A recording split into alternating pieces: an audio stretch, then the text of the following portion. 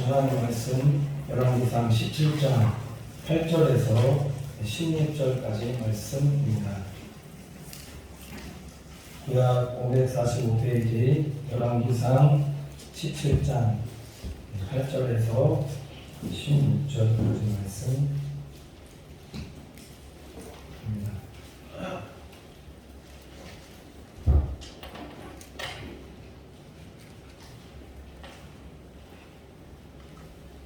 다 찾으신 줄 알고 공독해 올리도록 하겠습니다. 여호와의 말씀이 엘리야에게 임하여 가라사대 너는 일어나 시돈에 속한 사르밧으로 가서 거기 유하라. 내가 그곳 과부에게 명하여 너를 공개하게 하였느니라. 저가 일어나 사르밧으로 가서 성문에 이를 때에 한 가부가 그곳에서 나뭇가지를 줍는지라. 이에 불러 가로되 청컨대 그릇에 물을 조금 가져다가 나로 마시게 하라. 저가 가지러 갈 때에 엘리야가 저를 불러 가로되 청컨대 내 손에 떡 한 조각을 내게로 가져오라. 저가 가로되 당신의 하나님 여호와의 사심을 가리켜 맹세하노니 나는 떡이 없고 다만 통에 가루 한 움큼과 병에 기름 조금뿐이라. 내가 나뭇가지 두엇을 주었다가 나와 내 아들을 위하여 음식을 만들어 먹고 그 후에는 죽으리라. 엘리야가 저에게 이르되 두려워 말고 가서 내 말대로 하려니와 먼저 그것으로 나를 위하여 작은 떡 하나를 만들어 내게로 가져오고 그 후에 너와 내 아들을 위하여 만들라. 이스라엘 하나님 여호와의 말씀이 나 여호와가 비를 지면에 내리는 날까지 그 통의 가루는 다하지 아니하고 그 병의 이름은 없어지지 아니하리라 하셨느니라. 저가 가서 엘리야의 말대로 하였더니 저와 엘리야와 식구가 여러 날 먹었으나 여호와께서 엘리야로 하신 말씀같이 통의 가루가 다하지 아니하고 땅의 기름이 없어지지 아니하니라. 아멘. 성가대 찬양 읽겠습니다.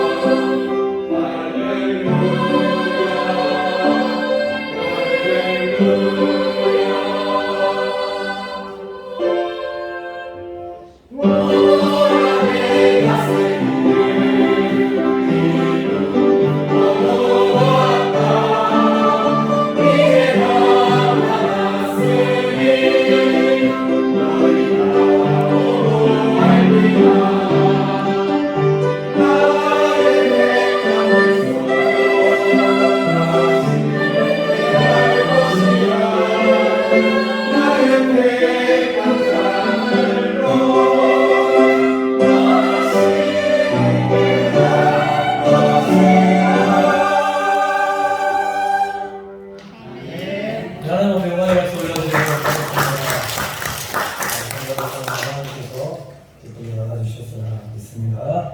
자, 우리 옆에 분 모시면서 인사하도록 하겠습니다. 사랑합니다. 축하합니다. 잘하셨습니다. 네, 감사합니다.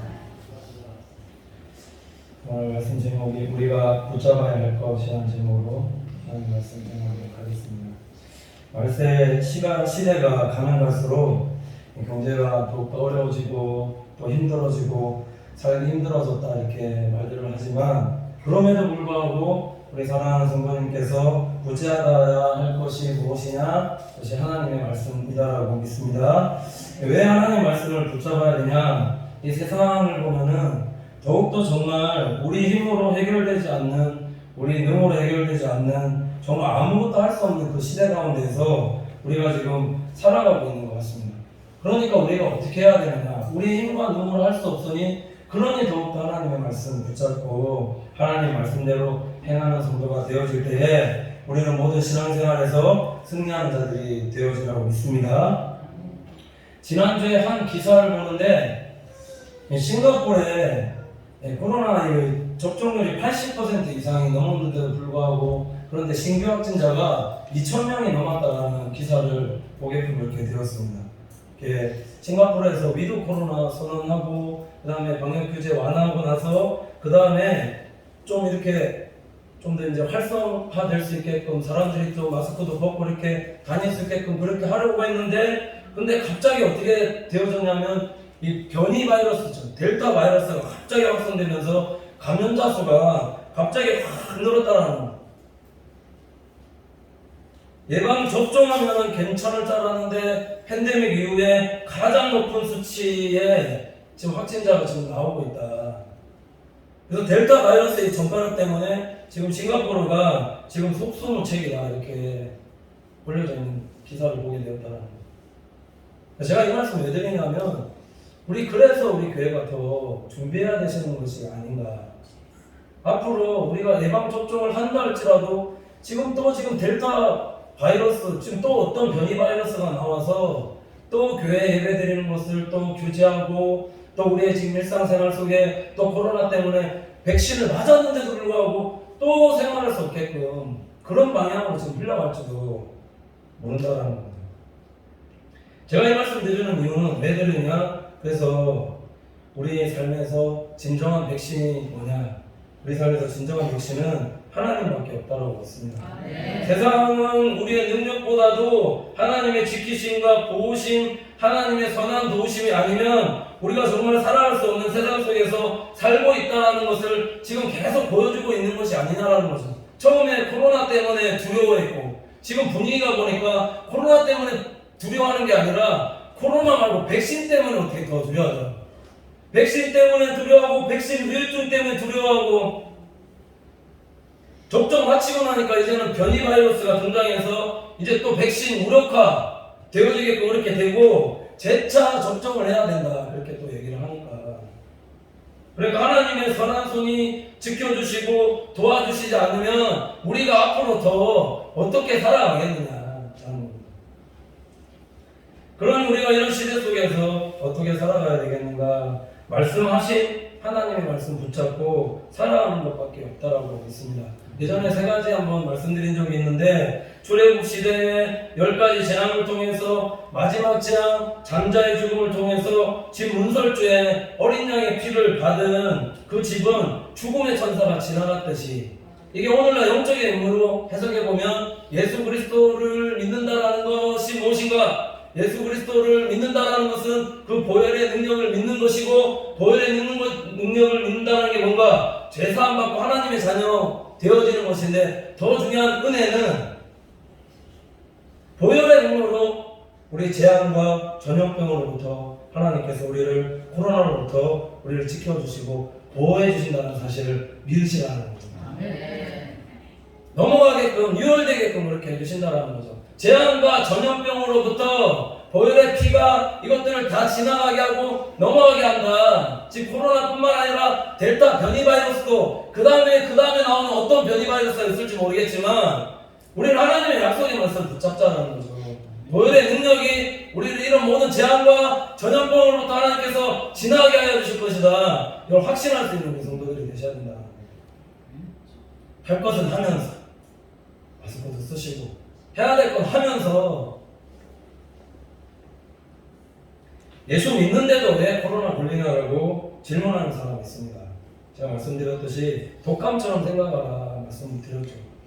예수 믿는다라고 해서 독감이 안 걸리는가? 독감 걸리거든요. 저도 독감 걸려봤습니다. 독감처럼 생각하고 혹시 코로나에 걸린다 할지라도 하나님께서 낫게 해주신다, 치유해 주신다라는 사실을 붙잡을 수 있는 성도들이 되시라는 겁니다. 이사야서 54장 3장 4절 5절 이렇게 말씀하고 있는데, 그는 실로 우리의 질고를 지고 우리의 슬픔을 당하셨거늘 우리는 생각하기를 그는 징벌을 받아서 하나님께 맞으며 고난을 당한다 하였노라. 그가 찔림은 우리의 허물을 인하며 그가 상함은 우리의 죄악을 인함이라. 그가 징계를 받음으로 우리가 평화를 누리고 그가 채찍에 맞음으로 우리가 나음을 입었도다, 이렇게 말씀하고 있습니다. 예수 그리스도께서 십자가 위에서 우리의 모든 질고를 감당하셨다. 여기서 질고를 감당하셨다는 것은 병에서 걸려먹는 괴로움과 병에 걸리는 일인데, 예수 그리스도께서 십자가 위에서 이는 모든 병에 걸리는 괴로움과 병에 당하는 슬픔, 이 모든 것, 육적인 질고 영적인 질고 우리의 질고 다 감당하셨다는 겁니다. 그러므로 우리가 평화를 누리고 그러므로 우리가 나음을 입은 것이다. 이 사실을 믿고 확신할 때에 모든 코로나 바이러스에 감염됐다 할지라도 백신의 후유증이 있다 할지라도 이 말씀 붙잡고 기도할 때에 속히 회복되어서 강건케 되어지는 믿음의 복과 은혜가 있기를 간절히 축원을 드립니다. 마지막으로 우리가 무엇을 믿어야 되는가? 예수님께서 말씀하셨는데 요한복음 11장 25절에서 26절에 보면 이렇게 말씀하고 있습니다. 예수께서 가라사대 나는 부활이요 생명이니 나를 믿는 자는 죽어도 살겠고 무릇 살아서 나를 믿는 자는 영원히 죽지 아니하리니 이것을 내가 믿느냐 말씀하셨습니다. 이게 지금 어떤 의미냐면은 예수 그리스도를 믿는다라는 것은 우리가 말세의 진화를 살아온 이때에 우리가 무엇을 붙잡고 지금 살아가는 성도가 되셔야 되는가? 예수 그리스도의 부활과 다시 오실 재림 주님을 믿는 재림 신앙을 붙잡고 살아가는 우리 믿음의 성도들이 되셔야 된다는 거죠. 요한계시록 지금 다 강의 설교한 건 아니지만 뒤에 보면은 얼마나 많은 나중에 이런 재앙과 이런 변이 바이러스들과 이런 엄청난 무서운 재앙들로 인해서 우리가 고통당하고 어려움 당하느냐라는 거죠. 이런 것뿐만 아니라 말세에 나타나는 특징이 있는데, 그게 뭐냐? 적 그리스도가 출몰해서 믿는 자들을 미혹하게끔 한다. 지금 현재 삶으로 보면은 지금 자칭 하나님이라고 성령님이라고 고백하는 이만이나 통일교 문성명이나 여러 가지로 들 수 있겠지만, 그 당시 요한이 살았을 당시에는 뭐가 행행했느냐? 영지주의 이단입니다. 영지주의 이단이 왜 두렵냐면 영혼은 구원받았으니 그러나 육체는 살아가는 동안에 아무렇게나 살아도 된다. 그렇게 가르치는 거짓 선지자들이 많았다라는 거죠. 이게 말이 안 되는 가르침인데, 예수 그리스도께서 왜 십자가에 달려 돌아가셨는가? 우리의 허물과 죄를 위해서 돌아가셨습니다. 다르게 말씀드리면 죄 짓고 살지 않게 하기 위해서 십자가에 달려서 돌아가셨는데, 영지주의의 가르침이 뭐냐? 영혼이 구원받았으니 육체는 아무렇게나 살아도 된다. 앞으로의 미래의 죄까지 예수 그리스도께서 다 사해 주셨으니 아무렇게나 살아도 된다는 가르침이 적 그리스도의 가르침입니다. 그러니 부활신앙을 붙잡아야 된다는 것은 우리 영과 육의 전인적인 구원입니다. 구원 받을 때에, 부활할 때 어떻게 부활하느냐, 재림시에 어떻게 부활하느냐, 요한복음 21장에 보면은 예수님께서 부활시에 나타나셨을 때 모습을 보여주셨는데, 영으로 나타나셨죠. 근데 어떤 몸을 가지고 있었느냐? 문과 문 사이는 통과할 수 있는, 열지 않아도 통과할 수 있는 몸을 가지고 오셨고, 그 다음 뭐냐? 식사를 하셨고, 손에 못 박은 자동 의심하는 도마가 이 손과 옆구리를 봐야 되겠습니다. 보여주셨다는 거죠. 이런 신령한 몸을 우리가 부활한다. 재림 때, 예수 그리스도가 재림 때 오시는데 왜 재림 신앙이 중요하냐? 재림 신앙을 붙잡는 성도들이 되셔야 되는데, 재림 신앙을 다시 오실 예수님을 붙잡지 않으면 성도들의 신앙생활이 게을러진다. 그럼 게을러지게끔 되면 어떤 결과가 나타나느냐? 기름 준비하지 못한다는 거예요. 영적인 기름을 준비하지 못한다는 것이고, 그렇게 되면 혼인잔치에 청함받지 못하는 그런 결과를 초래하겠다, 이렇게 되어진다는 겁니다.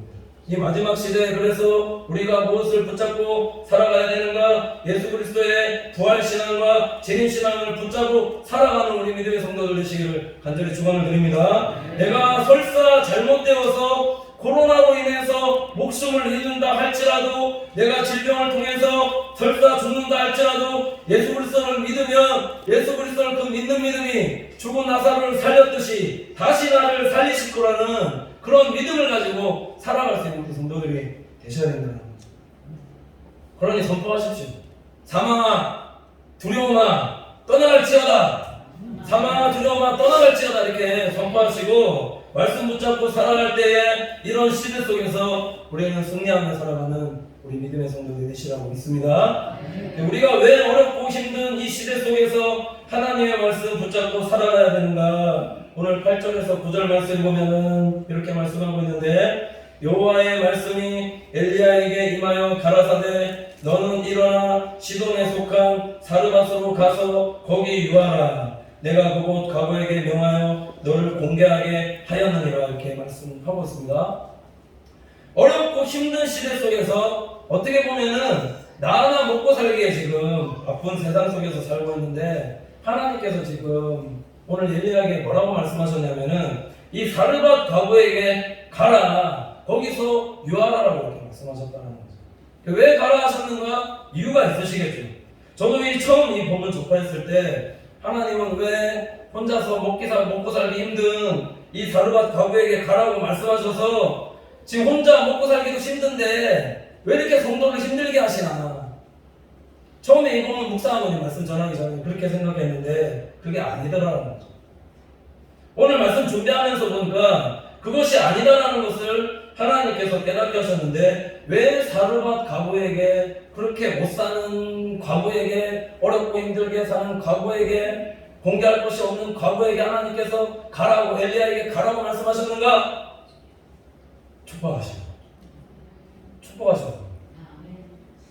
오늘 8절 말씀 오늘 보면은 이렇게 말씀하고 있는데, 여호와의 말씀이 엘리야에게 임하여 가라사대 이렇게 말씀하고 있는데, 오늘 보니까 요 말씀 앞에 생략된 단어가 있었는데 무엇이 생략되어 있느냐? 그때라는 때, 그때에 여호와의 말씀이 엘리야에게 임하여 가라사대 그때 보내셨다는 거예요. 이때가 어느 때냐라는 거예요. 그래서 앞장 쭉 읽어보면은 왜 이렇게 사람들이 사는데 경제적으로 힘들어지고 어렵고 있는 상황 속에서 이렇게 처하게 되었는지 그 이유에 대해서 말하고 있더라는 겁니다. 그 이유가 무엇인가? 이스라엘이 북이스라엘과 남유다로 나눠져서 했는데, 근데 그때에 북이스라엘을 통치하고 있었던 왕이 누구였느냐? 아방이었습니다. 아방이 누구였느냐? 북이스라엘 왕이 되어서 22년 동안을 통치를 하는데 하나님 보시기에 가장 기뻐하지 않는 일들만 골라서 했던 왕이 아방이었다는 거죠. 어떤 일을 행하였는가? 열왕기상 16장 30절에서 34절 보면 이렇게 말씀하고 있는데, 오므리의 아들 아합이 그 전에 모든 사람보다 여호와 보시기에 악을 더욱 행하여, 모든 사람보다 여호와 보시기에 악을 더욱 행하였다 이렇게 말씀하고 있고요. 느밧의 아들 여로보암의 죄를 따라 행하는 것을 오히려 가볍게 여기며, 자, 솔로몬 시대에 나라가 쪼개져서 남유다 르호보암 왕과 북이스라엘 여로보암 때, 그때를 말하는데, 그때 여로보암 때 여로보암이 무슨 일을 했느냐? 금송아지 우상을 숭배했끔 했는데, 그때 그 금송아지 숭배하는 것보다 그것을 더 오히려 가볍게 여기고 우상 숭배했다 말씀하고 있다는 거죠. 시돈 사람의 옛 바알의 딸 이세벨로 아내를 삼고 바알을 섬겨 숭배하고, 바알도 모자라서 바알의 딸 이세벨과 결혼해서 그래서 우상 숭배했다. 사마리아에 건축한 바알의 사당 속에 바알을 위하여 단을 쌓으며 또 아세라 목상을 만들었으며, 저는 그 전에 모든 이스라엘 왕보다 심히 이스라엘 하나님 여호와의 노를 격발하였느니라. 여호와의 노를 격발하였다. 하나님을 진노하게끔 이렇게 하였다 라는 것이고, 그 시대에 베델 사람 히엘이 요리고를 건축하였는데 저가 그 터를 쌓을 때에 맏아들 알베람을 잃었고, 그 문을 세울 때에 말제 아들 수급을 잃었으니 여호와께서 너네 아들 여호수아에게 하신 말씀과 같이 되었더라. 여호수아 때 여리고성 다 무너뜨리고 나서 이거 만약에 다시 뒤에 후손들이 건축하게끔 되어지면 자, 이 터를 쌓을 때 맏아들을 이렇게 할 것이라는데 아비람을 잃었다. 그리고 문을 세울 때 말제 아들 죽게 할 거는데 수급을 잃었다. 라는 것은 하나님의 말씀 뭐라고 말씀하는지 그 말씀 하나도 안 듣고 정말 하나님께서 원치 않는 일들만 계속 행하였다는 거죠. 이게 어떤 의미냐? 하나님께서 기뻐하지 않는 만 골라서 했다. 그래서 비가 내리지 않았다. 이것은 통치자가 하나님이 아니라 우상 숭배를 하게 된 심판의 결과임을 지금 성경에 말씀하고 있다는 거죠. 신명기 11장 16절에서 17절 이렇게 말씀하고 있는데 너희는 스스로 삼가하라. 두렵건대 마음에 미혹하여 돌이켜 다른 신들을 섬기며 그것에게 절함으로 여호와께서 너희에게 진노하사 하늘을 달아 비를 내리지 아니하여 땅이 소산을 내지 않게 하심으로 너희가 여호와께서 주신 아름다운 땅에 촉히 멸망할까 하노라. 가나안 땅에 들어가면 하나님께서 아름다운 땅에 살게 하실 것이라 약속하셨는데 그 가나안 땅에 살고 있음에도 불구하고 하나님의 말씀대로 행하지 않으니까 하나님께서 하늘문 여셔서 위로부터 주시는 은혜의 담비를 내려주지 않았다 라고 말씀하고 있다는 거죠. 가뭄이라는 게 뭔가? 가뭄이 들면 당연히 농사짓지 못할 것이고 농사짓지 못하면 당연히 사람들이 경제적인 어려운 생활에 처해질 것은 당연하다는 거죠. 그러니까 어려웠다는 거죠. 또 하나 있는데 하나님과의 악행을 통해서 일어나는 현상이 뭔가? 사람들의 영적 가뭄이라는 겁니다. 영적 가뭄이라는 것은 아무리 시대가 풍요로워지고 풍요로워져도 지금 보십시오. 최첨단 시대를 달리고 있습니다. 경제적으로 풍요롭다고 얘기하고 있습니다. 근데 다 그런 거야? 아니죠. 경제적인 어려움에 지금 허덕이고 있고 청년 실업에 저출산에 자영업자들은 지금 망하는 처지에 지금 풍요가 아니라 지금 어떻게 보면 굉장히 빈곤 속에서 진정한 기쁨과 평안과 은혜가 없는 삶 속에서 살고 있는데 이게 뭐냐? 이게 영적인 가뭄이다. 왜 그러냐면 하나님을 떠나면 나라가 통치자가 하나님을 떠나서 통치하게끔 되면 사람이 개인이 하나님 떠나서 살게 되면 시작되는 게 그게 영적인 가뭄이다. 말씀합니다.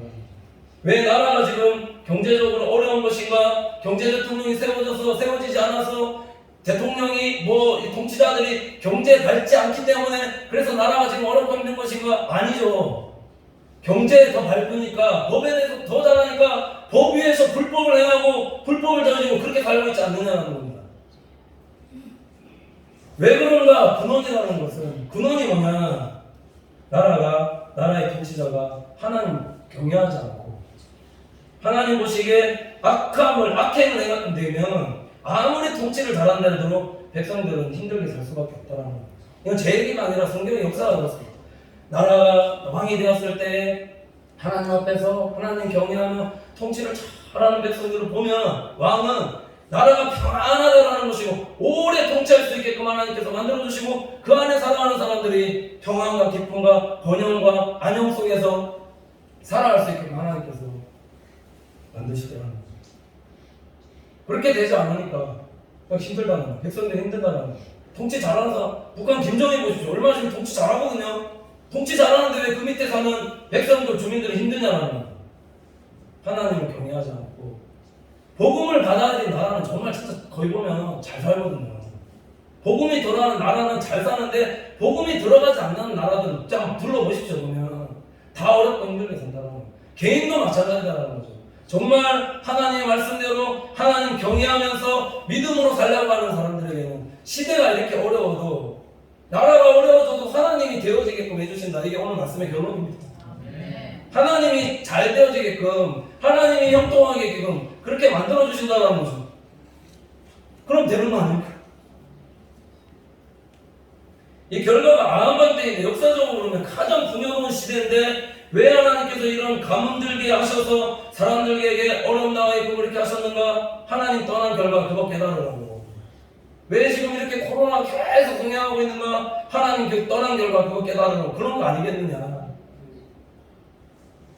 그걸 깨닫지 못하고 있었던 그때라는 거예요. 그때 이런 하나님께 통치자가 악행을 행하고 있는 그 시대 속에 살아있던 그때, 또 하나의 그때가 있는데, 그때가 뭐냐, 엘리야가 그래서 아방에게 쫓겨서 그리시네가에 가서 숨어있는 그때인데, 엘리야가 하나님께서 사명 주셔서 이 아합에게 간 거죠. 그래서 너 바알 숭배할 거냐 하나님 섬겨할 거냐 택하라. 더 이상 섬기지 않으면 수년간 비가 없게끔 그렇게 할 것이다. 아합에게 선포하고 정면으로 얘기하고 나서 그냥 이제 피한 거죠.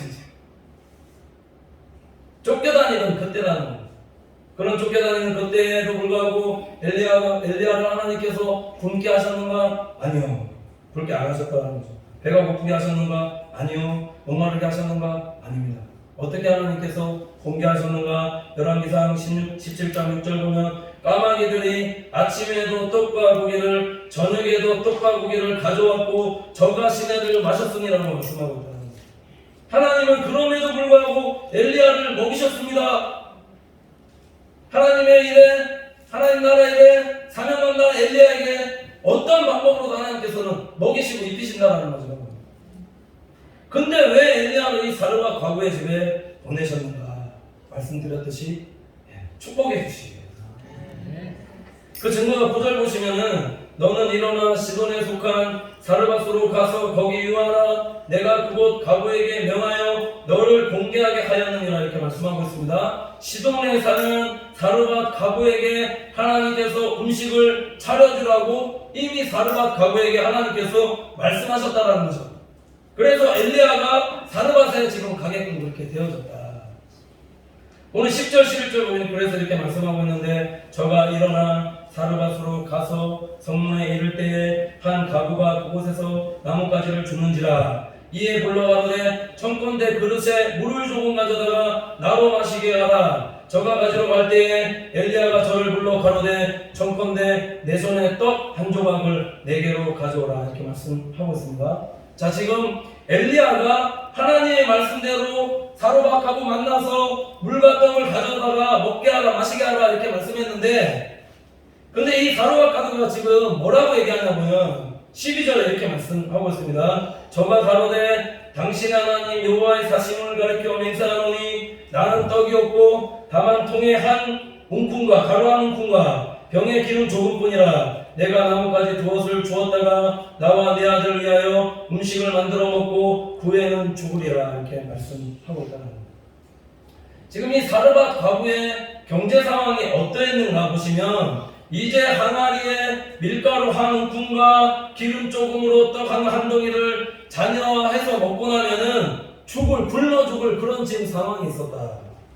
그거 먹고 이제는 양식이 없어서 죽어야 될 상황, 그 후에는 죽으리라. 이런 집에 하나님께서 엘리야를 지금 보내셨다는 거죠. 한 끼 먹고 나면 끝나는 집에 엘리야 이거 왜 보내셨느냐라는 거죠. 왜 여기서 공개받게끔 하셨는가? 지금 한 개 이거 만들어서 이제 떡 이제 하나밖에 안 남았습니다. 지금 한 개 남았는데 한 개 남은 집에 거기 왜 보내셨느냐는 거죠.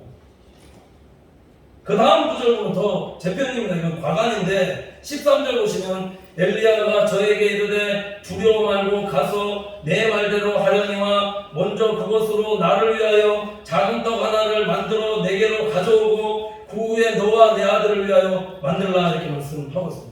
지금 엘리야가 지금 잘못 들은 거 아니냐는 거예요. 분명히 지금 윗구절에 보시면 사르밧 가부가 뭐라고 지금 말하고 있는가? 자신의 아들과 자신과 자들의 아들이 먹고 나면은 죽을 한 끼분의 떡밖에 없다라고 분명히 엘리야에게 말하였더라는 거예요. 근데 지금 엘리야가 뭐라고 얘기하고 있냐면 한 끼분의 떡을 먼저 자신에게 만들어서 가져다 달라고 지금 요구하고 있더라는 거예요. 인간적으로 보면은 이건 제 표현입니다. 사람도 아닙니다. 요즘 표현으로 하면은 목회자가 아주 어렵고 힘든 가부집에 갔는데 거기서 지금 뭐 요구하고 있냐면 구제는커녕 경제적으로 어려운 상황인데 그런 어려운 상황에도 불구하고 구제도 안 하고 뭐 하고 있냐면 지금 헌금 강요하고 있다. 목회자 공개하라고 지금 강요하고 있다. 사람도 아니죠. 인간적으로 보면 그렇다는 겁니다. 근데 이게 아니다라는 겁니다. 말씀드렸듯이 왜 이렇게 하라고 말씀하는가? 사르밧 가부를 축복하시기 위해서 하나님께서 이렇게 하라고 말씀하셨는데, 중요한 것은 엘리야가 왜 이런 행동을 하였는가라는 거죠. 하나님이 사르밧 가부에게 12절 앞구절에 보면 이미 레마의 말씀으로 엘리야를 공개하라고 지금 하나님께서 말씀하셨다는 거죠. 엘리야가 왜 갔는가? 그 말씀하신 엘리야를 공개하는 그 말씀대로 그거 행하라고, 그거 깨닫게 하시기 위해서 엘리야를 보내셨다고 말씀하고 있다. 하나님께 어떻게 해야지 축복받는가의 원리를 성경이 전에도 지금도 앞으로도 계속 지금 말씀하고 있는데, 왜 그러냐면 오늘 하나님께서 엘리야를 사르밧 가부의 집으로 보내시기 전에 말씀한 것은 시돈에 속한 사르밧 가부에게 미리 말씀으로 명하셨는데, 이게 뭘 의미하는 거냐? 시돈이라는 곳이 어디냐면 이방인의 땅입니다. 이곳에 사는 사르밧 가부에게 말씀하셨다는 것은 유대인도 아니라 이방인의 땅에 하나님의 눈에 드는 믿음의 사람이 있었다는 거죠. 하나님의 말씀을 실천에 옮길 수 있는 하나님의 사람이 있었다. 이게 남유다도 아니라 북이스라엘입니다. 소위 다윗의 믿음을 혈통을 이어받았다는 남유다도 아니라 북이스라엘에 하나님의 눈에 보실 때 이만한 믿음을 가지고 엘리야를 공개할 수 있는 믿음의 사람이 있었다. 그렇게 지금 성경이 말씀하고 있다. 그 사람에게 말씀하셨습니다. 엘리야를 공개하라. 그러면 물질이 많은 사람들도 많았을 텐데 왜 하필 사르밧 가부에게 보내셨는가? 하나님의 믿음의 역사는 물질이 많은 사람이 아니라 물질이 없어도 하나님의 말씀에 순종할 만한 믿음 가진 그 한 사람을 통해서 하나님께서 역사하신다는 겁니다. 왜 많고 많은 사람 중에 사르밧 가부를 택하셨는가? 그의 믿음 때문이었다라는 겁니다. 말씀의 믿음을 보겠느냐? 예수님께서 말씀하셨는데 예수님께서 지금 원하시는 믿음이 뭐냐? 말씀에 원하는 믿음이라는 것은 자신의 것을 하나님 앞에 다 드릴 수 있는 믿음의 사람. 이게 물질에 많고 적음의 차이가 아니라 정말 주님께, 하나님께, 예수님께 믿음을 가지고 내 믿음의 전부를 하나님 앞에 드릴 수 있는가 없는가, 그런 사람을 찾으신다는 거죠. 중요한 것은 왜 엘리야를 보내셨는데 지금 사르밧 가부는 자신의 상황에 대해서 지금 말하고 있는 것인가? 자신의 상황이 좋은 게 아닙니다. 하나님은 지금도 그럼에도 불구하고 말씀하신 대로 순종하느냐 그렇지 못하느냐를 보시고 축복하신다는 거죠. 분명히 하나님이 말씀하셨습니다. 엘리야를 공개하라. 엘리야 공개하라 말씀하셨는데 앞에 얘기한 얘기는 지금 무슨 얘기냐라는 거죠. 분명히 사르밧 가부에게 하나님께서 미리 말씀하셨다는 거죠. 근데 왜 지금 사르밧 가부가 앞에 이런 얘기를 했던가? 그것은 인간적인 생각이 든 거잖아요. 여기서 엘리야가 정말 하나님의 사람이라는 것을 한 번 더 증거되어지는 말씀이 이 사르밧 가부의 그런 상황을 듣고 알고 있었으면서도 불구하고 지금 엘리야는 무엇을 요구하고 있는가? 하나님의 것 요구하고 있다는 거예요. 하나님께서 분명히 가부가 너를 공개할 것이라는 말씀하셨는데 그 말씀하신 대로 지금 하나님의 것을 엘리야가 이 가부에게 요구하고 있다는 거죠. 사랑하는 성도 여러분, 어떻게 우리 성도가 하나님의 축복을 받을 수가 있는가? 하나님의 말씀, 하나님의 음성을 들었으면 듣는 것에서 끝나는 것이 아니라 그것을 행할 때입니다. 순종할 때에 하나님께 복을 받는다. 지금 엘리야가 이렇게 어렵고 힘든 상황인데도 불구하고 지금 사르밧 가부에게 무엇을 요구했는가? 13절 하반절 다시 보시면 이렇습니다. 먼저 그곳으로 나를 위하여 작은 떡 하나를 만들어 내게로 가져오고 그 후에 너와 내 아들을 위하여 만들라. 이스라엘 하나님 여호와의 말씀이 나 여호와가 비를 지면에 내리는 날까지 그 통의 가루는 다하지 아니하고 병의 기름은 없어지지 아니하리라 하셨느니라. 이렇게 말씀하고 있는데 이 말씀만 보면은 인간적으로 시각을 보면은 엘리야를 보면 진짜 이거 계명 없는 선지자일 수 있다는 거죠. 생각 없는 사람이다. 어떻게 이런 목회자가 있을 수가 있나? 하나밖에 없는 성도에게, 하나 가지고 있는 성도에게 어떻게 지금 하나를 지금 달라고 요구할 수 있는가? 먹고 살아야 되는데 그러지 않느냐는 거죠. 자신의 떡 하나를 받는 것도 있지만 엘리야는 지금 무엇을 요구하고 있느냐? 하나님의 것 요구하고 있다는 거예요. 내가 먼저 들은 하나님의 말씀대로 행하라는 것을 가르쳐주고 있습니다. 우선순위를 하나님께 먼저 두고 행하라는 것을 가르쳐주고 있다는 거죠. 어떤 상황과 현실 속에서도, 내가 죽을 것 같은 상황과 환경 속에서도, 어려운 견제 상황 속에서도, 힘들고 어려운 상황 속에서도 하나님의 것은 하나님께 드려라라는 것을 엘리야가 사르밧 가문 집에 가서 그건 말하고 있다는 거예요. 신앙은 선택입니다. 신앙은 내 생각대로 할 것인가, 진정으로 하나님의 말씀대로 순종하고 행할 것인가, 한계 있어도 다 드릴 것인가, 그렇지 못할 것인가. 이 사르밧 과부 입장에서 보면은 하나 있는데 하나 드리라는 이거 선택이 쉬운 결정은 아니었을 거다라는, 이미 올 것도 알고 있었습니다. 말씀하셨으니, 주님 말씀하셨습니다. 음성 들었습니다. 알고 있었습니다. 믿음도 있었습니다. 해야 되겠다라는 마음은 있지만 마음속에 뭐 들었냐? 인간적인 생각이 들었다는 거예요. 그때 그런 순간에 무엇을 결정해야 할 것인가? 하나님의 말씀대로 행할 것인가? 내 생각대로 할 것인가? 엘리야 입장에서 보면 이거 되게 이게 쉬운 고민이 아닙니다. 하나 있는 사람한테 그거 어떻게 하나 드리라고 말할 수 있느냐라는 거죠. 진짜 인간적으로 보면 이건 진짜 말도 안 되는 목회자입니다. 그런데 하나님 말씀에 순종하다가, 성도는 하나님 말씀에 순종하면서 행할 때 하나님의 축복이 임하더라. 내 거 하나 있는 거 그거 하나 고집하지 않고 정말 믿음으로 하나님 앞에 들었을 때에 사르밧 과부에게 어떤 기적이 일어났다라고 지금 말씀하고 있는 거. 15절 16절 보시면 저가 가서 엘리야의 말대로 하였더니 이렇게 됐습니다. 저가 가서 엘리야의 말대로 하였더니 저와 엘리야와 식구가 여러 날 먹었으나 여호와께서 엘리야로 하신 말씀이 통에 가루가 다하지 아니하고 병의 기름이 없어지지 아니하니라. 여기 지금 저와 엘리야와 식구가 여러 날 먹었으나 이거를 원어로 찾아보면은 뭐라고 되어 있냐면은 오래 먹습니다. 오래 먹게 하셨다. 그냥 먹게 하셨다. 여러 날 여기는 보면 의미가 그렇게 와닿지 않지 않습니까? 한계에 있는 거 그거 하나님 앞에 드렸더니 하나님께서 오래 먹게 하셨다는 것은, 오래라는 건 다 책임지셨다는 거죠. 이거 물질로 하면 제가 계산해봤거든요. 빵 하나에 요즘 한 1,000원 정도 하거든요. 한 개 있는 거 그거 하나님 앞에 드렸는데 한번 계산해봤어요. 그냥 한 개에 1,000원에서 듣는데 하루에 우리가 하루에 한 끼만 먹나요? 3끼거든요. 근데 이거를 비가 내릴 때까지는 계산해서 한번 계산 3년 6개월 이렇게 돈으로 쳐서 계산 환산해보니까 그냥 한 사람만 치면은 이게 1,260만 원. 거기 곱하기 3하면 되더라는 거죠. 1,000원 들으니까는 4,750만 원 하나님께서 결산해보니까 그렇다는 거예요. 10만 원 드리면은 계산은 1억 2,650만 원.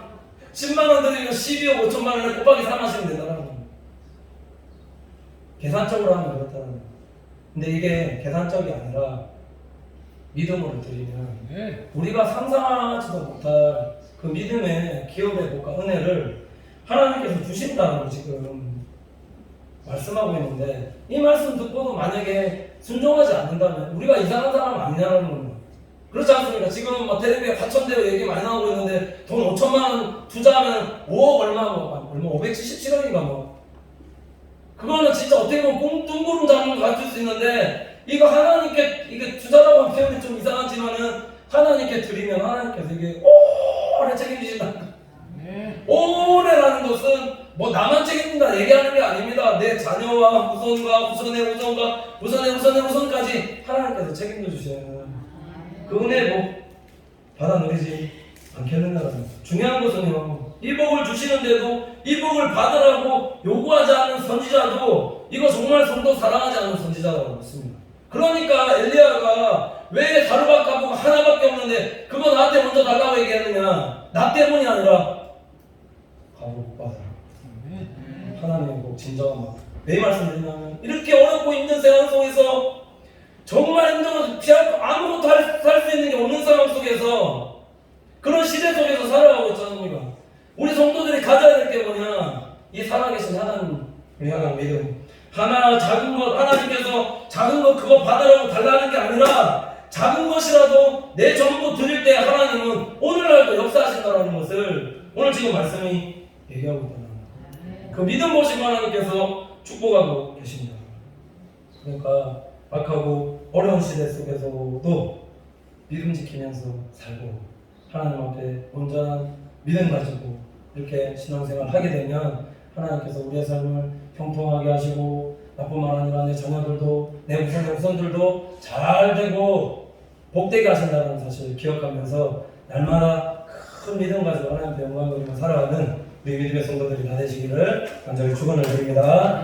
기도하겠습니다. 하나님 감사합니다. 우리 사랑하는 성도들 신앙생활할 때 더욱더 하나님 말씀 붙잡고 하나님 말씀대로 순종하는 삶을 살게 인도하여 주시옵소서. 하나님의 것 하나님께 드릴 수 있는 믿음 허락하여 주셔서 늘 믿음의 온전한 기업의 축복들 풍성히 받아 누리며 사는 우리 믿음의 성도들에게 인도하여 주시며 순종할 때에 우리의 삶 속에 기적이 일어난다는 사실을 믿고 모든 두려움과 사망과 또한 어려운 힘든 시대 속에서도 늘 세상이 알 수도 줄 수 없는 평화롭고 즐거우며 기쁘고 즐거운 신앙생활이 되는 하나님의 큰 복을 받아 누릴 수 있는 우리 믿음의 성도들 다 되어지게 인도하여 주시옵소서. 감사드리며 예수님의 이름으로 축복하며 기도드립니다. 아멘.